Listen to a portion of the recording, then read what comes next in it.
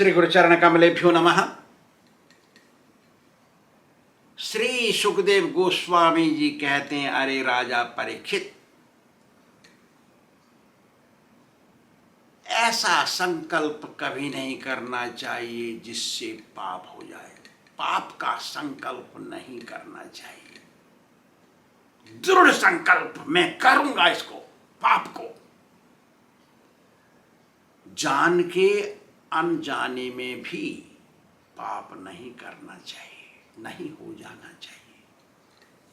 क्यों? कि पाप का परिणाम भोगना पड़ता है। इसलिए कभी भूल करके भी पाप नहीं करना चाहिए।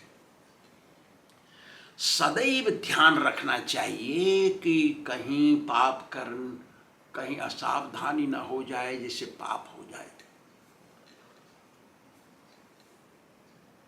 असावधानी हो जाने से भी जो पाप हो जाता है उसका भी भोग भोगना पड़ता है। इसके अलावा दूसरी बात भी ध्यान रखना चाहिए कि जो पापी है उसके पाप का बखान दूसरे से नहीं करना चाहिए। अरे इसने फलाना पाप किया, इसने ऐसा कर दिया था, इसने ऐसा कर दिया था। ऐसा कहने वाले के ऊपर कि करने वाले के पाप सब आ जाते हैं। मतलब जो पापी के पाप का बखान करता है उसके ऊपर उसके सारे पाप आ जाते हैं, वो मुक्त हो जाता है पाप से। इसलिए कभी भूल करके भी पापी के पाप का बखान नहीं करना चाहिए, क्योंकि पापी का निंदक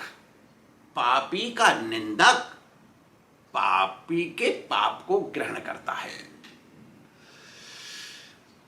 जो आदमी जैसा विचार रखता है अंदर अंदर सोच, और उसी में घुल मिल के सोचते रहता है, तो वो ऐसा ही कर बैठता है। वो काम वैसा ही करेगा। तू अच्छा सोचेगा तो अच्छा काम करेगा, बुरा सोचते रहेगा तो बुरे में लग जाएगा ना। ऐसे पूर्व जन्म के संस्कार अच्छे बुरे कर्म करवा देते हैं। इसलिए मनुष्य को बच करके चलना चाहिए। संस्कार कराते हैं इसलिए करना पड़ता है। जो ऐसा सोचता है वो ठीक नहीं है। अरे बुरा कर्म है तो हमको अपने आप को कंट्रोल करना चाहिए, बस में रखना चाहिए कि ना करें। तो यदि जो बस में रखता है अपने आचरण को, गंदे आचरण को, वो आदर्श पुरुष कहलाता है। इसके बाद सुखदेव गोस्वामी जी बोलते हैं, अरे राजा परीक्षित, जिन रानियों ने मिलकर के विष दे दिया, बच्चा मर गया, उन्होंने प्रायश्चित करके अपना पाप धो लिया। ऐसा जब सूत गोस्वामी जी से 88,000 ऋषियों ने सुना तो सौनक खड़े हो गए। याद रखें, कथा दो जगह हो रही है। सूत गोस्वामी जी कह रहे हैं 88,000 ऋषियों को कि सुखदेव गोस्वामी जी परीक्षित को ऐसा कह रहे हैं। तो जब सूत गोस्वामी जी ने बोला 88,000 ऋषियों को कि ये रानियां सब विष दे के शुद्ध हो गई हैं, बाद में तपस्या करके प्रायश्चित करके, ऐसा जब सुना तो खड़े हो गए। सौनक ऋषि बोले, महाराज, क्योंकि सौनक ऋषि भी ज्ञानी थे, उनको शास्त्र मालूम है। लेकिन जितनों को शास्त्र मालूम है सब गुरु नहीं हो सकते। सौनक ऋषि भी शास्त्र पारंगत हैं, लेकिन वो गुरु नहीं है। गुरु तो सूत गोस्वामी जी हैं। जिसके पास शास्त्रों का अथॉरिटी है वही गुरु हो सकता है। तो सौनक ऋषि खड़े हो गए, बोले, महाराज, सड़कान मंत्र न्याय शास्त्र की बात है, तो न्याय शास्त्र मालूम है उनको। पूछे वो, जहां 3 आदमी जुड़ जाते हैं, कोई काम कर बैठते हैं, तो बात छिपी नहीं रहती, वो तो खुल जाती है। फिर कभी ना कभी खुलेगी, क्यों? 3 आदमी है उसमें, 2 तो कब तक रह सकती है, 1 तो कभी नहीं खुलेगी। महाराज इसमें तो लाखों रानियां हैं,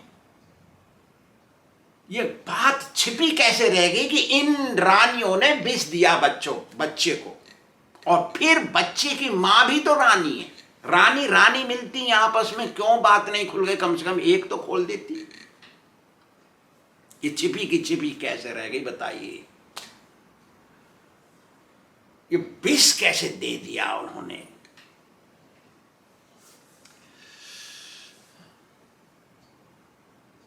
तब सुत गोस्वामी जी बोलते हैं, देखो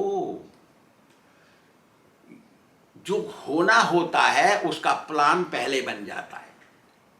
जो होता है काम, उसका प्लान पहले से बनाना पड़ता है ना, बन के चलता है काम। अरे हमारा उत्सव होगा, सवारी निकलेगी तो घोड़ा गाड़ी तो बुकिंग करनी पड़ेगी ना। अरे प्रसाद खाएंगे इतने आदमी तो आटा लाओ, तेल लाओ, घी लाओ, फलाना लाओ, करो, माल मसाला बनाओ, खिलाओ, पहला प्लान बनाना पड़ता है। अरे शौनक ऋषि, जो होना होता है उसका प्लान पहले से हो जाता है, सारी वस्तुएं इकट्ठी हो जाती हैं अपने आप। होना होगा क्योंकि पिछले जन्म का कर्म तो होगा। देखो मैं एक पुराना इतिहास बताता हूं। पहले बहुत काल पहले, बहुत समय पहले एक राक्षस पैदा हुआ, बहुत बड़ा राक्षस। उसने तपस्या की, ब्रह्मा जी की। ब्रह्मा जी तपस्या से प्रसन्न हो गए। तपस्या से प्रसन्न हुए ब्रह्मा जी आए और राक्षस ने मांगा, हे ब्रह्मदेव, मेरी तपस्या से आप प्रसन्न हो गए, मुझे ये वरदान दीजिए कि मैं ब्रह्मलोक में ही मरूं आपके पास। क्या मांगा उसने? मैं ब्रह्मलोक में ही मरूं और कहीं नहीं मरूं, बस। तो ब्रह्मा जी तो घबरा गया, तेरे के ऐसा मांग रहा है तो हिचके। अब क्या करें? और उसके तपस्या का प्रभाव का बल है, उनको देना पड़ा। परवश हो गए वो, दे दिए। ठीक है, तू ब्रह्मलोक में मेरे पास ही मरेगा। अब क्या हो गया? वो तो खुश हो गया। खुश हो गया तो स्वतंत्र हो गया, और उसने वो विनाश किया, वो तकलीफें दी, वो कष्ट दिया सभी प्राणियों का, और फिर मरे नहीं। कैसे भी मरेगा ही नहीं। कौन मारेगा इसको? शंकर जी भी नहीं मार सकते। अब क्या न मरना चाहिए? वो तो मरना आवश्यक है, नहीं तो मरेगा नहीं तो और गड़बड़ होगा। तो सारा उल्टा सीधा कर रखा है। राक्षसी प्रवृत्ति मनुष्य के अंदर भी होती है, ज्योतिष शास्त्र में बताया है। क्या? देवगण, मनुष्यगण और राक्षसगण। मरणम नर राक्षसो, देवता में और राक्षस गण में, देवगण में युद्ध होता रहेगा। डिसएग्रीमेंट, फाइट, डिसेंशन, वो क्या बोलते हैं उसको, झगड़ा।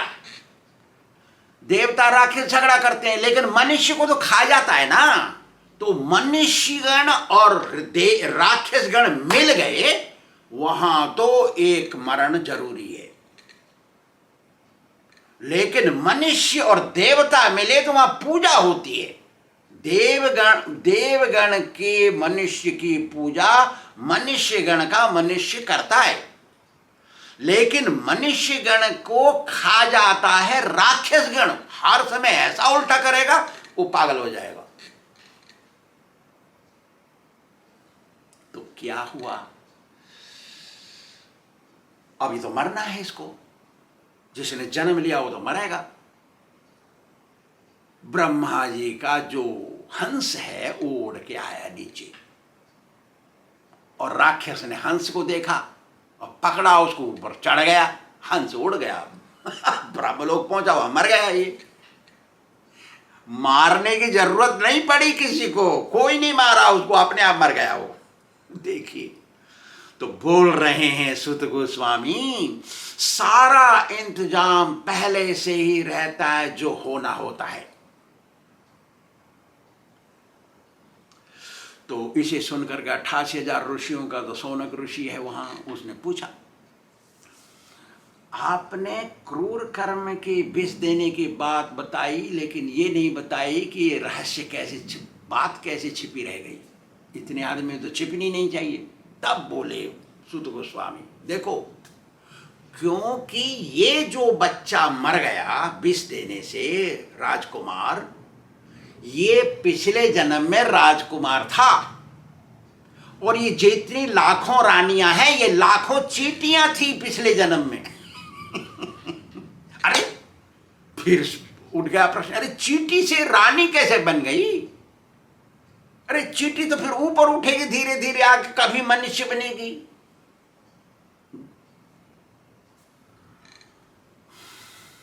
कीटेशु कोटि जन्मसु मानसत, करोड़ों जन्म लेने पड़ेंगे तब तो आएगा मनुष्य जन्म। ऐसे कैसे तुरंत आ गया?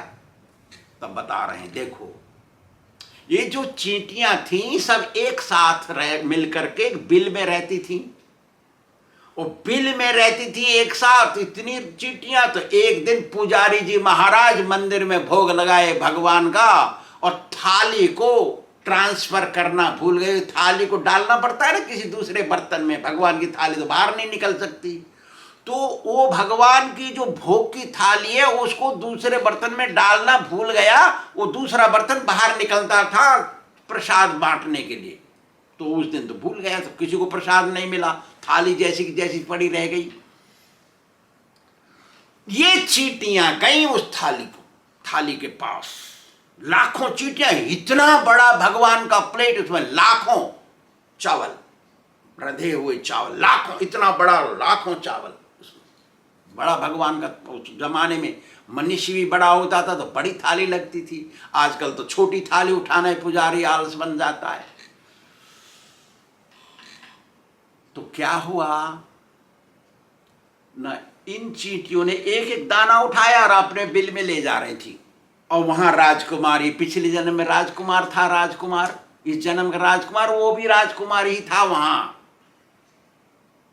तो उसने देखा, अरे लाखों करोड़ों चींटियां चल रही हैं, तो इनके मुंह में लगाया चावल, तो वहां पानी उबल रहा था। इसके दिमाग में आया एक क्रूर कर्म कि गरम गरम उबलता हुआ पानी का बर्तन उठा के एक बार में सबके ऊपर डाल दिया, सब मर गए। और ये बात राजकुमार ने किसी को नहीं बताई। अकेला ही था ना, किसी को नहीं बताई। लेकिन राजकुमार भी पढ़ा लिखा विद्वान था, शास्त्र जानता था वो। तो मर गए सब, देखा उसने, उसको दुख हुआ, बड़ा पछताया वो। फिर उसने प्रायश्चित किया यमुना जी के किनारे। अरे शौनक ऋषि, क्योंकि राजकुमार ने किसी को नहीं बताया, इसी प्रकार इन रानियों ने भी किसी को नहीं बताया, बात छिपी रह गई। क्योंकि उसने यमुना जी के किनारे तपस्या करके अपना पाप धोया, इसी प्रकार इन रानियों ने भी जाकर के यमुना जी के किनारे अपना प्रायश्चित करके तपस्या की और उनको मोक्ष मिल गया। ऐसा हो गया। फिर सुखदेव जी कहते, सूत गोस्वामी जी कहते हैं ऋषियों से कि सुखदेव जी कहते हैं कि अरे परीक्षित, ऐसा तो खत्म हो गया बात, लेकिन चित्रकेतु का काम क्या हुआ न? चित्रकेतु को ब्रह्मनिष्ठम श्रोत्रियम गुरु ने दीक्षा दिया, मंत्र दिया, उस मंत्र का इसने पाठ किया अच्छे से। श्रोत्रियम ब्रह्मनिष्ठम गुरु होना चाहिए, इसकी बात हमने बता दी है हमारी गुरु निर्णय दीपिका में। बहुत होशियारी का काम है गुरु बना लेना। किसी आदमी को, चाय पीने वाले को, मछली खाने वाले को, क्योंकि वो त्यागी महात्मा बन गया है, अभी गुरु बन जाएगा। शौनक ऋषि गुरु नहीं बन सके। शौनक ऋषि महापारंगत शास्त्रज्ञ, वो नहीं बन सके गुरु। याद रखिए, बहुत मुश्किल का काम है गुरु पहचानना। श्रोत्रियम ब्रह्मनिष्ठन थे उनके गुरु, तो उन्होंने चैंटिंग किया, वो जप किया, उनके मंत्र का दिया हुआ। हम लोग मंत्र देते हैं हरे कृष्ण कृष्ण कृष्ण हरे हरे, हरे राम राम राम हरे हरे। वो कर रहा था, वो करने से उसका तो शरीर दिव्य हो गया, चित्रकेतु का शरीर दिव्य हो गया और वो विद्याधर का स्वरूप लिया और विद्याधरों ने उसको राजा बना लिया। वो विद्याधरों का राजा बन गया चित्रकेतु। विद्याधर कौन होते हैं? ये उपदेवता होते हैं। उपदेवता, देवता नहीं, उपदेवता, देवताओं की एक जाति, प्रजाति बन गया वो, क्योंकि उसने श्रोत्रियम ब्रह्मनिष्ठम गुरु बनाया। और नियम है कि तुम्हारा गुरु यदि श्रोत्रियम ब्रह्मनिष्ठम है तो अंतिम सांस तक तुमको उन्हीं का शिष्य बन के रहना पड़ेगा। अंतिम सांस, जब तक तुम मरोगे नहीं, उनका जप करता रहना पड़ेगा। तो इसने जप नहीं छोड़ा, चित्रकेतु ने जप नहीं छोड़ा। क्यों? नारद मुनि श्रोत्रियम ब्रह्मनिष्ठम है, नारद मुनि की तरह का ही गुरु होना चाहिए ना एक, तभी तो उसने छोड़ा नहीं। तो वहां पे भगवान संकर्षण के स्वरूप में आ गए, उसके सामने दर्शन दिए। संकर्षण का स्वरूप काले सर्प की तरह का है, उसके हजारों फन हैं, उनमें मुकुट पहने हुए, उसके एक फन के ऊपर ये जो सृष्टि पूरी है, पाताल लोक से ब्रह्मलोक तक पूरा जगत ब्रह्मांड एक रखा उनके सिर के ऊपर। राजा ने देखा और संकर्षण जी को ऐसा लग रहा था कि एक सरसों का सीड रखा है, बीज सरसों, एक सरसों रखी है उनके सिर पे। उनको तो सरसों की तरह महसूस हो रही, लेकिन है इतना बड़ा ब्रह्मांड जो चित्रकेतु ने देखा। बताइए भगवान कितने बड़े हैं। चित्रकेतु ने संकर्षण जी के दर्शन करने से उनका आत्मा शुद्ध हो गया, सारे पाप खत्म हो गए और दिल भक्ति से भर गया, नेत्र प्रेमाश्रु से भर गए। हमारे तो दुख से आंसू से भरते हैं, प्रेमाश्रु अलग होता है, प्रेमांजन छुरित भक्ति विलोचनेन अलग चीज होती है। उसके बाल सब खड़े हो गए, रोम रोम खड़े हो गए, इतना थ्रिल हो गया, हिंदी में रोमांचित हो गया उनका शरीर।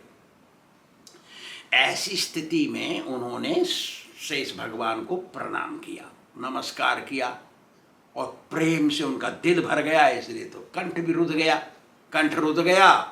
जानते हैं शास्त्रों के प्रार्थनाओं को, वो प्रार्थना नहीं कर सके, कंठ रुध गया, क्योंकि वो श्रोत्रियम ब्रह्मनिष्ठम के शिष्य हैं। थोड़े समय बाद रुंधा हुआ गला खुल गया, तो उन्होंने प्रार्थना की, हे भगवान, आप ही ने भागवत धर्म बनाया है, इस सृष्टि में, पृथ्वी में भागवत धर्म आप ही ने बना करके स्थापित किया है और भागवत धर्म शुद्ध भक्ति सिखाता है।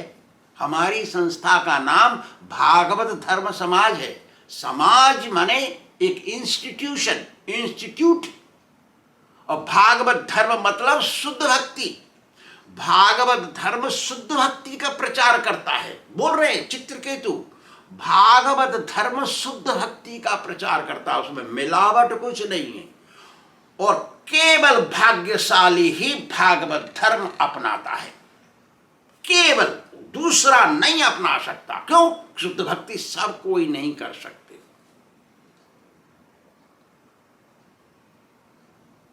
चित्रकेतु कह रहा है, भगवान,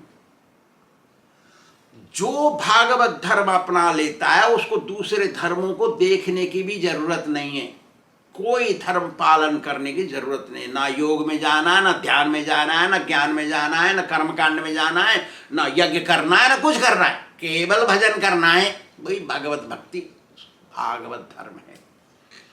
भागवत धर्म का दूसरा नाम है सनातन धर्म। हे भगवान, आप ही ने बनाया। दूसरे जो धर्म हैं भगवान, वो मैं मेरा तू तेरा सिखाते हैं और क्या बोलते, सकाम कर्म सिखाते हैं वो, और उसमें फंसा देते हैं।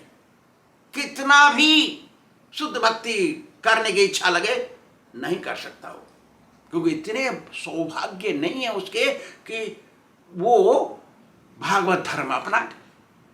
हे भगवान, जो दुनिया में आजकल धर्म चल रहे हैं वो सब मनुष्य द्वारा निर्मित है, उसे मोक्ष नहीं मिलने का, केवल भागवत धर्म से ही मोक्ष मिलेगा। यही सनातन धर्म है और यही सर्वोपरि धर्म है, ऐसा चित्रकेतु प्रार्थना कर रहा है। श्री राधा गोविंद भगवान की जय।